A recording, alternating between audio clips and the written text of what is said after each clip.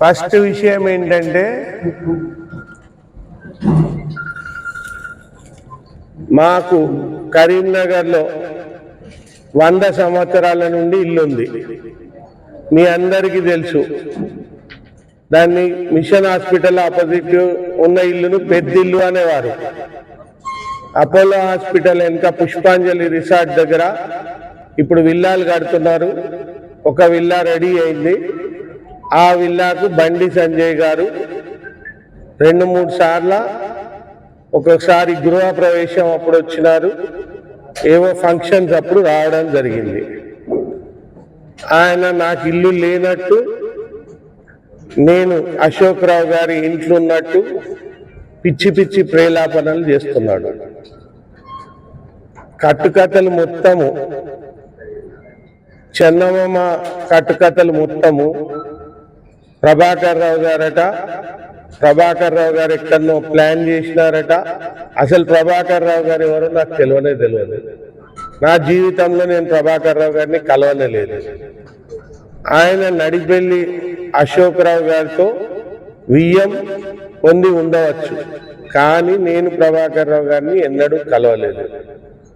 ప్రభాకర్ రావు గారు ఏదో ప్లాన్ చేసి నాకు టికెట్ ఇప్పించడానికి ప్రభాకర్ రావు గారు అమెరికా నుండి అది దోహదపడటానికి ఆయన డబ్బు సమకూర్చినాడు. ఆ డబ్బుతో ఏదైతుందో ఈ టికెట్ రావడం జరిగింది అని ఒక పిచ్చి ప్రేలాపన. First of all Prabhakar Rao గారు నాకు తెలియదు. ఫోన్ ట్యాపింగ్ కేసు పారదర్శకంగా కాంగ్రెస్ ప్రభుత్వం టేకప్ చేసింది. ఒక్కళ్ళొక్కరిని అరెస్ట్ చేయడం జరుగుతుంది. ఎంక్వైరీ, ఇన్వెస్టిగేషన్, డిపోజిషన్స్ తీసుకోవడం జరుగుతుంది. చట్టం తన పని తాను చేసుకోపోతుంది. ప్రభాకర్ రావు గారు దాంట్లో ఇన్వాల్వ్డ్ ఉన్నాయని ఆరోపణలు రావడం మనకందరికీ తెలిసిన విషయమే. ఆ ఆరోపణలలో నిజం ఉంటే తప్పకుండా ప్రభాకర్ రావు గారిని తప్పకుండా ప్రభుత్వం ఆయనను కూడా అరెస్ట్ చేయాల్సిన అవసరం ఉంటే అరెస్ట్ చేసి ఇన్వెస్టిగేషన్ చేయడం జరుగుతుంది. మంది బీజేపీలోనే చర్చ, అత్యంత అవినీతికి పాల్పడ్డాడు. అది మోడీ దాకా పోయింది, అమిత్ షా దాకా పోయింది. ఈ అవినీతి పరుణ్ణి ప్రెసిడెంట్గా ఉంచకూడదు అని చెప్పేసి బండి సంజయ్ని తీసేయడం జరిగింది. అటువంటి బండి సంజయ్ నా గురించి మత్స మరక లేని సచ్చీలమైన ఫ్యామిలీ నుంచి వచ్చినాను నేను. నా గురించి మాట్లాడే హక్కు ఆయనకు లేదు. మేము కరీంనగర్లో నిజాయితీతో బతికినాం, ఎప్పటికీ నిజాయితీతోనే ఉంటాం, ముందు అట్టే ఉన్నాము. మా ఆస్తిపాస్తుల సంగతి తెలుసు, మా స్తోమత సంగతి తెలుసు. మా కరీంనగర్ పట్టణంలోనే 60 ఎకరాల జాగా ఉండే, ఈరోజు మాకు 5 ఎకరాలు మిగిలింది. అంటే మేము ఎన్నడూ కూడా రాజకీయంలో ఒక్క నయా పైసా ఎవరి దగ్గర తీసుకోలేదు. మా పైసలే ఖర్చు చేసి ఎలక్షన్లైనా కొట్లాడతాము, ప్రజలకైనా సాయం చేస్తాము, అవసరం ఉన్న వాళ్ళకు ఇస్తాము. సో ఆయన నా గురించి పిచ్చి ప్రేలాపనలు చేస్తూ, నేను ఎవరి దగ్గరనో ప్రభాకర్ రావు అన్నట్టు ఆయన నాకు పైసలు ఇస్తాడట, ఆ పైసలు నేను మా వాళ్ళకి కట్టబెడతానట, ఆ కట్టబెట్టిన పైసలు ఢిల్లీ దాకా పోతాయట, అవి 100,000 కోట్లట. సో ఇటువంటి పిచ్చి ప్రేలాపనలు చేస్తే మాత్రం బాగుండదు. బండి సంజయ్ గారు, మీరు ఫేర్గా ఎలక్షన్స్ కొట్లాడండి. ఈ ఇంట్లో కూర్చొని ఏదైతుందో ఈ కంటాక్టెడ్ స్టోరీస్ అన్నీ అల్లుకుంటూ పోకండి. ఈ స్టోరీస్లో ఏదైతుందో మీకేదైతుందో కొంచెం బ్యాలెన్స్ తప్పిందా అని ప్రజలకు డౌట్ వస్తుంది. మాట్లాడే ముందు కొంచెం జాగ్రత్తగా మాట్లాడండి. అశోక్ రావుతో నాకు మిత్రుత్వం ఉంది, నేను మిత్రుత్వం తప్పకుండా మిత్రుత్వం ఉంటుంది. అశోక్ రావు ప్రభాకర్ రావు అనే ఆయనతో వియ్యం పొందినంత మాత్రాన నేను అశోక్ రావుతో కటీఫ్ చేసుకోను. 40 ఏళ్ళ మిత్రుత్వం ఉంది, నాకు సాన్నిహిత్యం ఉంది ఆయనతోని. తప్పకుండా ఫ్యామిలీస్కు సాన్నిహిత్యం ఉంది. నేను మిత్రుత్వం గౌరవిస్తాను తప్పకుండా. ఆయన ఇంటికి పోతూ వస్తూ ఉంటా, దాంట్లో తప్పే ఉంది. ప్రభాకర్ రావు గారు ఏదో ఆరోపణలు ఎదుర్కొంటున్నాడని చెప్పి నేను అశోక్ రావు ఇంటికి ఏదైతుందో పోకుండా ఆయనను మొత్తం దూరంగా పెట్టి అటువంటి నీచుని కాదు నేను. సో మేబీ బండి సంజయ్ అటువంటి నీచత్వానికి పాల్పడతాడు అనుకుంటా. ఎవరన్నా ఏదైతుందో ఆయనకు అత్యంత మిత్రుడు, ఆ మిత్రుడిని ఎవరన్నా బై ఛాన్స్ వియ్యంపుడు లేకపోతే బామ్మర్దో ఏదన్నా ఆరోపణలు ఎదుర్కొంటా ఉంటే ఏదైతుందో ఆయన ఇంటికి పోకపోవడము, ఆయనను మొత్తానికి వెళ్ళగొట్టడం, 40 ఏళ్ళ మిత్రుత్వం ఉన్న అటువంటి నీచత్వం నా దగ్గర లేదు. నా దగ్గర మిత్రుత్వం చేసిన వాళ్ళతో మిత్రుత్వం చేస్తా, మంచితనం ఉంది.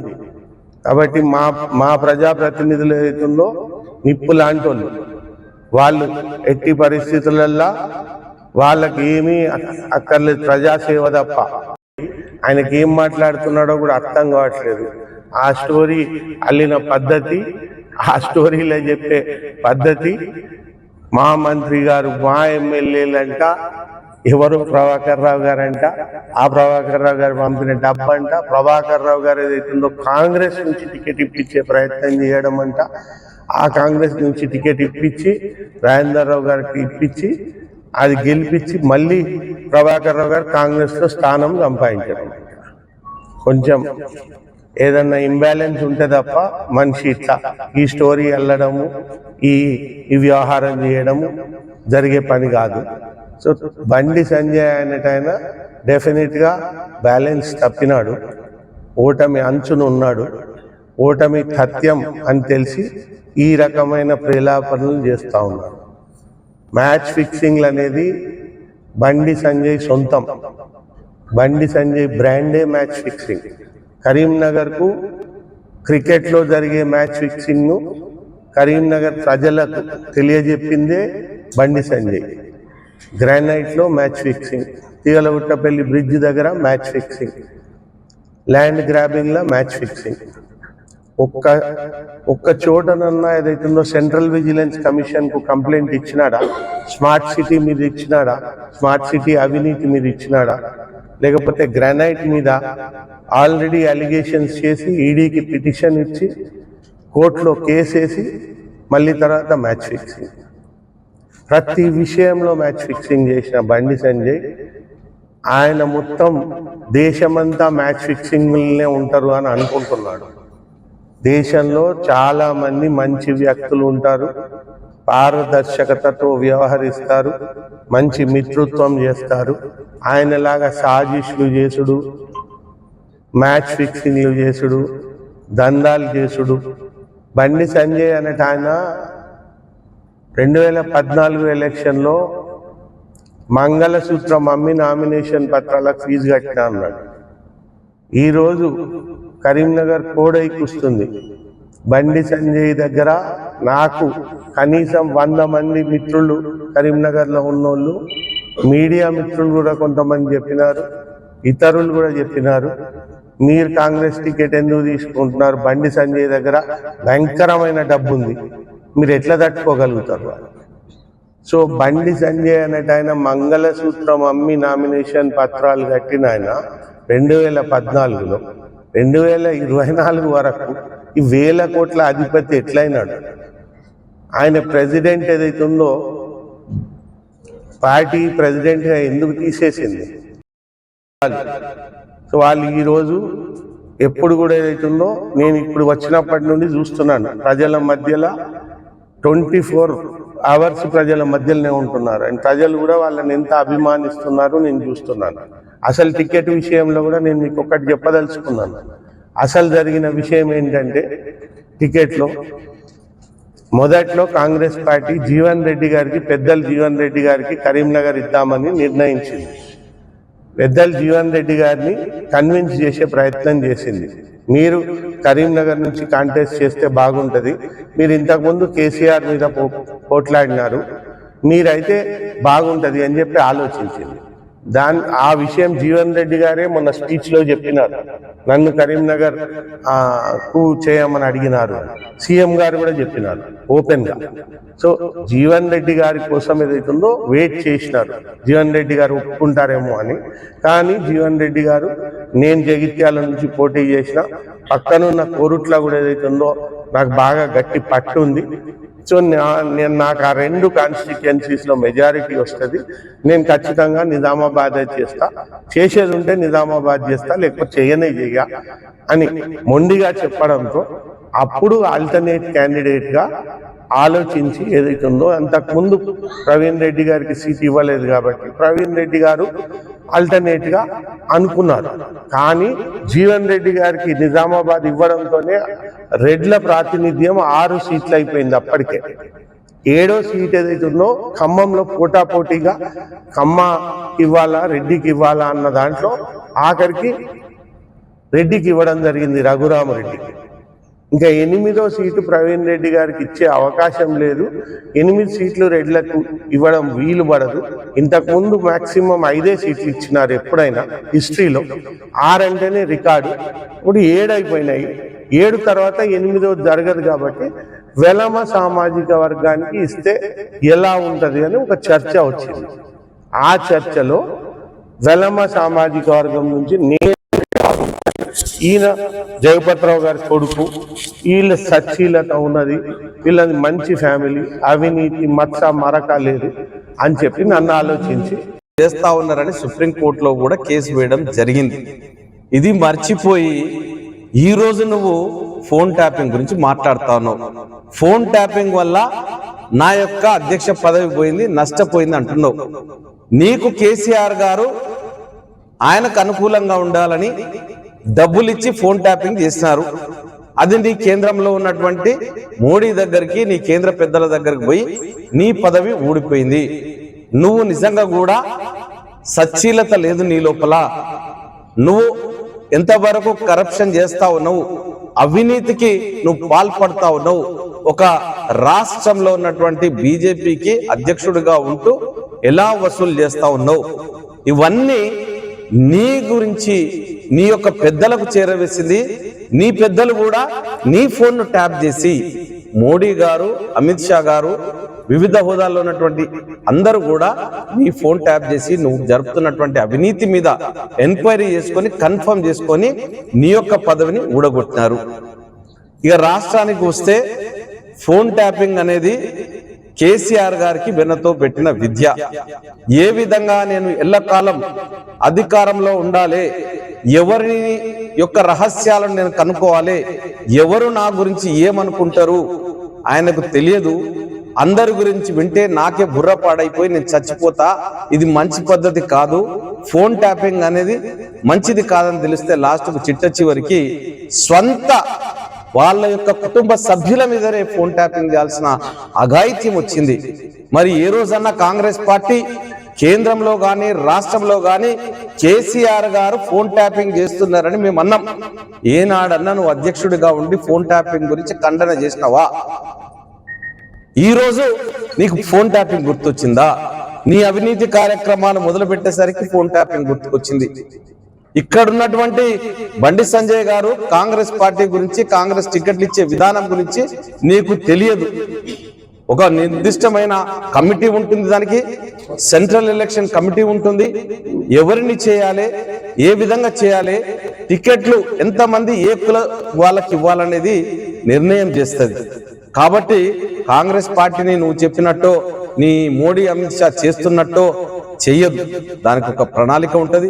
ప్రణాళికబద్ధంగా క్యాండిడేట్ను నిర్ణయం చేయడం జరుగుతుంది. మా దాంట్లో ఆ రోజు అత్యంత దగ్గరైనటువంటి రమేష్ రెడ్డి గారు సూర్యాపేట నుంచి ఎమ్మెల్యే టికెట్ అడిగితే ఇవ్వలే. మా రేవంత్ రెడ్డి గారికి దగ్గర. రెండవ విషయం, ఆయన ఎంపీ టికెట్ ఇస్తాను కూడా అన్నారు, అది కూడా ఇవ్వలేదు. మరి గత సంవత్సరం ఎన్నికల లోపల మా అన్న పోటీ చేసినప్పుడు 18లో నాకు 19లో ఎంపీ సీట్ ఇస్తాన్నారు పెద్దపల్లి నుండి, నాకు కూడా ఇవ్వలే. ఇవన్నీ నీకు తెలియని వ్యవహారాలు. కాబట్టి ఏదైతే అక్కడ వినబిలిటీ కానీ లేకపోతే కుల సమీకరణాలు కానీ ఏ విధంగా ఉంటే ఆ విధంగా జరుగుతాయి. ఈ రోజు రాష్ట్రంలో రెడ్లు 8 మంది అయిపోయినారు, ఇంకా బాగుండదు అనుకొని ఒక మరి నువ్వేం చేసినావా? మీ నాయన మీ మోడీ ఫోన్ ట్యాపింగ్ చేస్తే ఇజ్రాయెల్ నుంచి పట్టుకొచ్చినాడు కదా ఆ టెక్నాలజీని. మరి ఈ రోజు నువ్వు మాట్లాడుతున్నావు మోడీ గారు చేయలేదా? మా ప్రభుత్వం వచ్చిన తర్వాత ఈ రోజు ఫోన్ ట్యాపింగ్ ఇక్కడ బహిర్గతం అయింది కదా. కేంద్రంలో కూడా రేపు కాంగ్రెస్ ప్రభుత్వం రాబోతా ఉన్నది. మీరు జారు బెండల మీద జారినట్లు సర్రన జారుతా ఉన్నారు. అందు గురించే మీరు ఈ రోజు వాళ్ళ యొక్క తాలి గురించి మాట్లాడుతా ఉన్నారు. ఈ రోజు ఈ దేశం లోపల ఎంతమంది యువతులు అగ్నికి ఆహుతైతా ఉన్నారు. ఉన్న హత్య కేసు లోపల మీరు ఏం చేస్తారు? మహిళలకు భద్రత లేకుండా చేస్తారు. కాబట్టి మీ అందరు కూడా ఈరోజు యూపీలో జరుగుతున్నటువంటి హత్యాకాండ, అది దళితుల మీదనా, మైనారిటీల మీదనా, వేరే వర్గాల మీదనా, ఇవన్నీ చూస్తా ఉన్నారు ప్రజలు మర్చిపోలేదు. ప్రజల మెమరీ లోపల BBC డాక్యుమెంటరీ ఈ రోజుకు గోద్రా అల్లర్లలో 2000 మంది ఊచకోత ఎట్లా పోయబడ్డారో చూసినారు. ఈరోజు ఉత్తరప్రదేశ్ లో సెక్యూరిటీ మధ్యలో జైలుకు కోర్టుకు వెళ్తుంటే ఎట్లా హత్య చేయబడ్డాడో చూస్తారు. కాబట్టి దయచేసి ఇంకా నీ పిచ్చి ప్రేలాపనలు మానుకో. నీకు చదువు లేదన్న విషయం తెలుసు, నువ్వు పెద్దగా చదువుకున్నాడు అని కూడా తెలుసు అందరికీ. నీకు ప్రొద్దున లేస్తే మహాలక్ష్మి టెంపులో, భాగ్యలక్ష్మి టెంపులో కావాలి కానీ బడుగుల గురించి కానీ, బడుగులు చదువుకునే బడుల గురించి కానీ, లేకపోతే బడుగు బలహీన వర్గాల యొక్క ఉద్యోగాల గురించి కానీ ఈ రోజు నువ్వు ఎప్పుడు ఆలోచించలేదు ఈ 5 ఏళ్లలో. కాబట్టి ఏదో నేను సొక్కపూసను, నాకు అన్నీ తెలుసు, ఫోన్ ట్యాపింగ్ చేస్తున్నారు, కేసును మాయ చేస్తున్నారు. నీకు సిబిఐకి సిగ్గు లేదా? సిబిఐ గురించి నువ్వు మాట్లాడుతా ఉన్నావు. సిబిఐ గురించి నువ్వు ఇవ్వాల్సింది నువ్వు కదా. మేము ఎప్పుడో సిబిఐకి రిపోర్ట్ ఇచ్చినాం. కేసీఆర్ గురించి మా రేవంత్ రెడ్డి గారు ఏదో రోజు ఇచ్చినారు. మరి సిబిఐకి చెప్పిన తర్వాత కూడా నువ్వు ఈ విధంగా సిగ్గు లేకుండా మాట్లాడితే ఏమనుకోవాలి నిన్ను?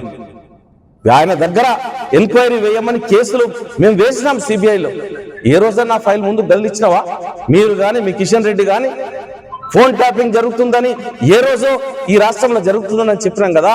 ఏ రోజన్నా దాని గురించి మాట్లాడినావా?